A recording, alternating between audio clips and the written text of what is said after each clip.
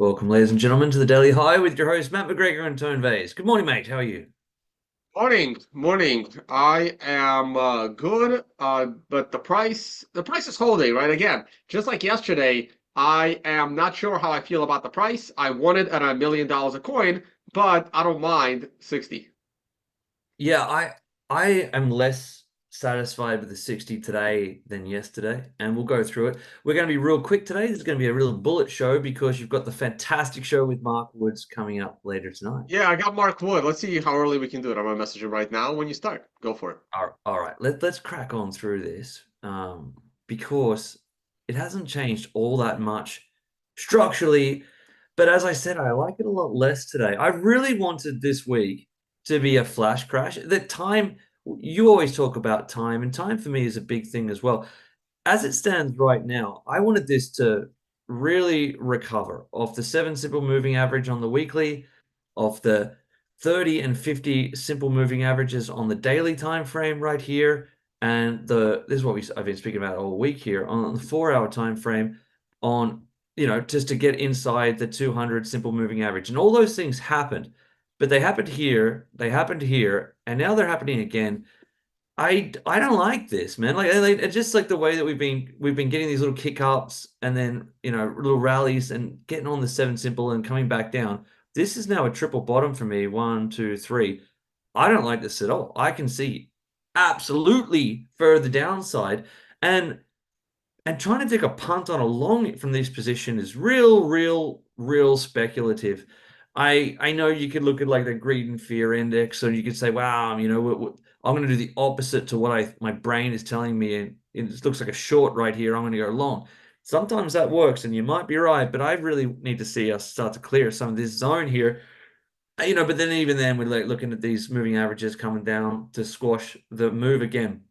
I don't know where we sit right here. I'm staying out of it. I'm not touching this. Not at all touching this.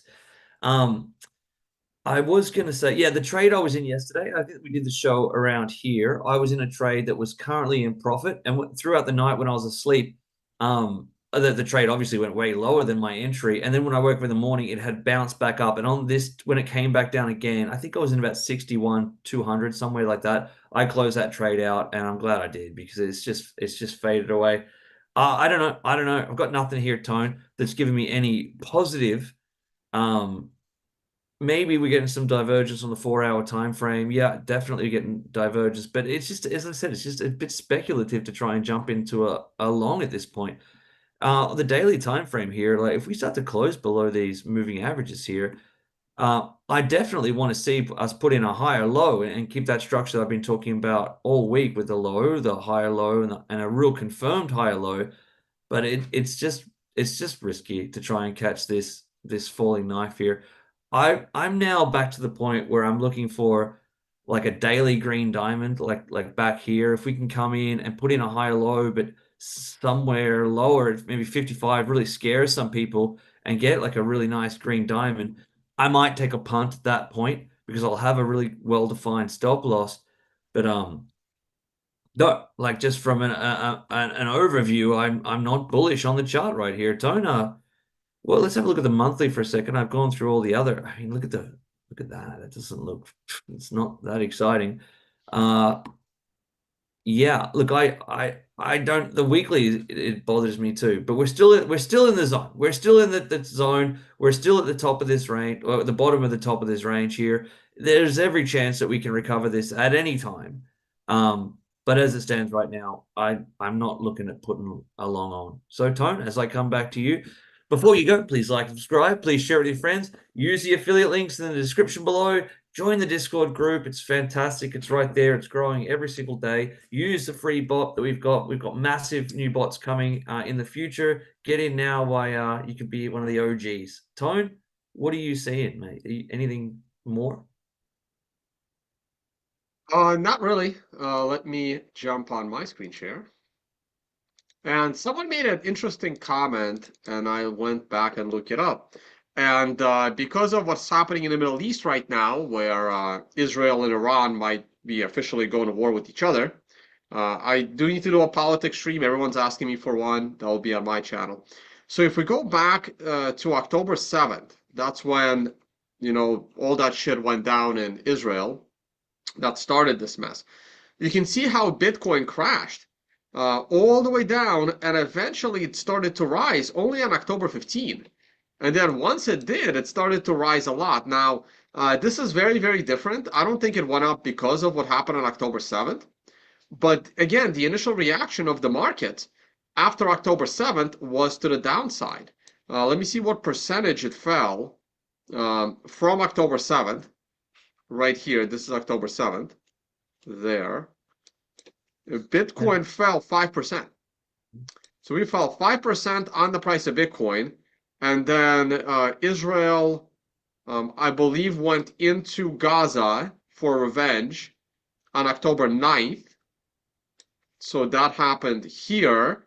And that's then not been, that wasn't a year ago, was it? that That was a year was ago. like Dude, it was a year three ago. months 3 months ago, wasn't Dude, that was a year it? ago, man. That was a year ago. I know, time flies. Now, this is incredibly different, right? Like Israel going into Gaza, you knew they had the advantage. Israel trying to go into Lebanon or somehow walk across Syria and into Iran is a completely different animal.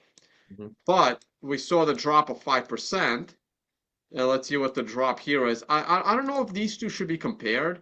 Now, we have a drop of 9% here over the last few days. So I just wanted to check it out. I thought it was interesting. So at this point, we are consolidating at 60 for way too long. Therefore, I'm now bearish until we get to 58. Okay, so because of that, I want to see an MRI. Every I show. was not gonna mute in time. So because of that, I'm now expecting an MRI buy opportunity. And if I get that perfect MRI buy opportunity, I might be just buying the dip. I may not wait until the price turns. But I like that this all the moving averages are now bunching up. And there is a new candle that just started on a 4-day. And I do think our downside is super limited. I don't have a problem here. If you look at the shorter term chart, it looks very ugly, and I am very confident there's going to be one more swing low. Now, just because I'm confident it's going to happen doesn't mean that it's going to happen. Because if I just don't like this situation. This is this falls down like 70-80% of the time. So I am absolutely bearish here right now for the next few days. And I think next week is going to be a decent week.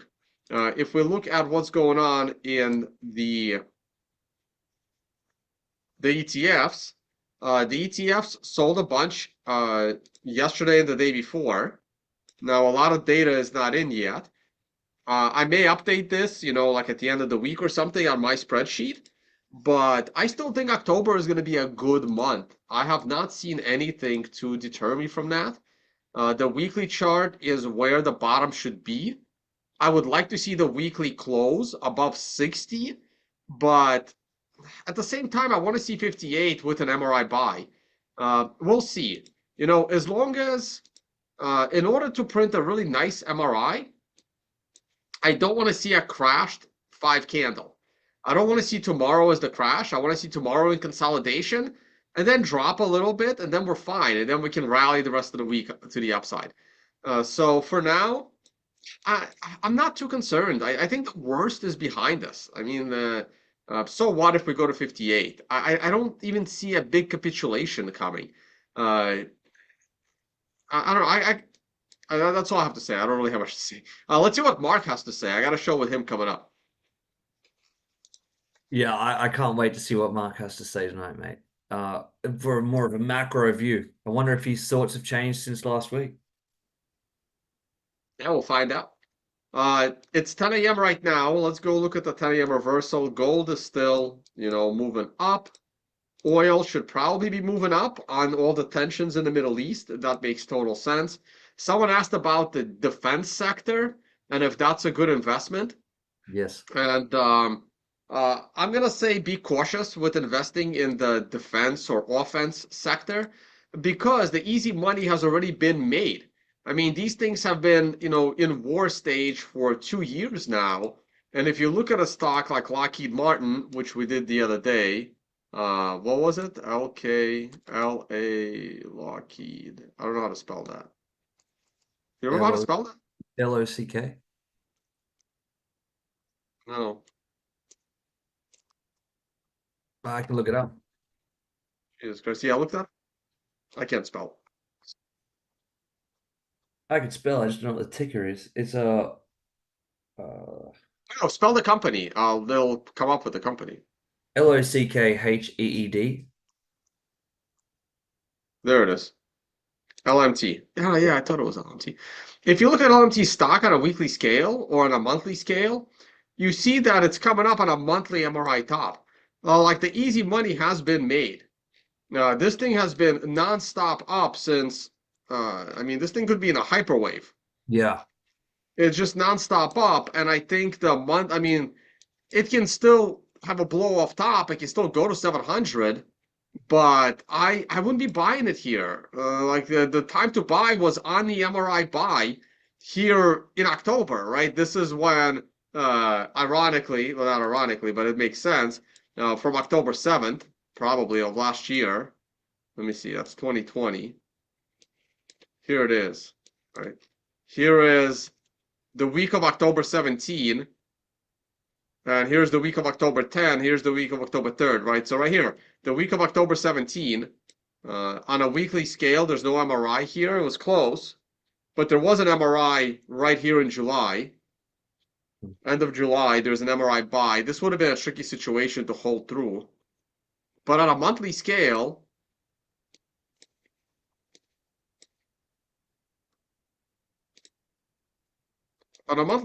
your buying opportunity was here in October of last year. Now it's the time to sell.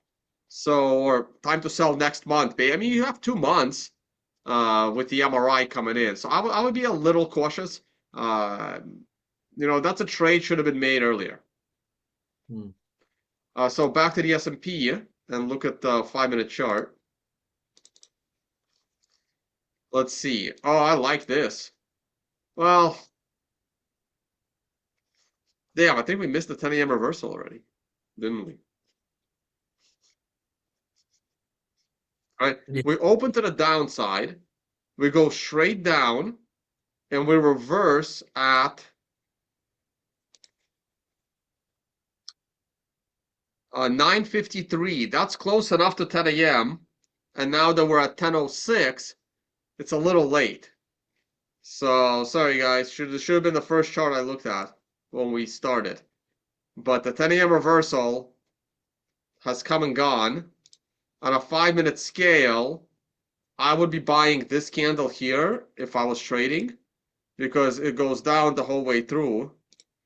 This is where it breaks the prior candle's high. I would set a stop loss below the swing low, which is a little deep.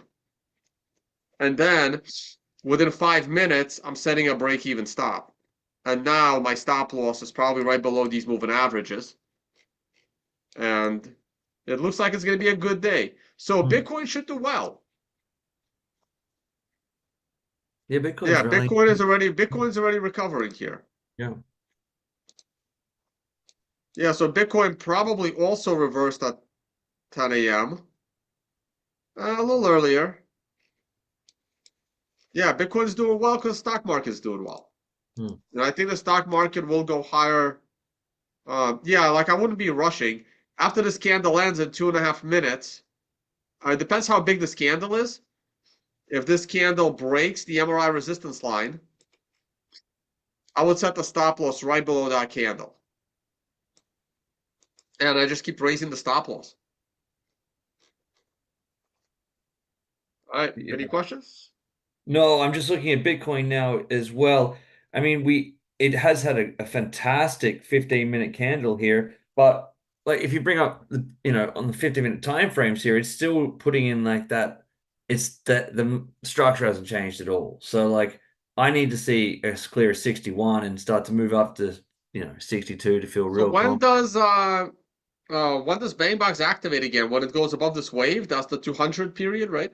No, no, it's got no. We at the moment the wave is at below about 61 100. We've reset and we're eligible again at about 61 100, somewhere like that. About there, yeah.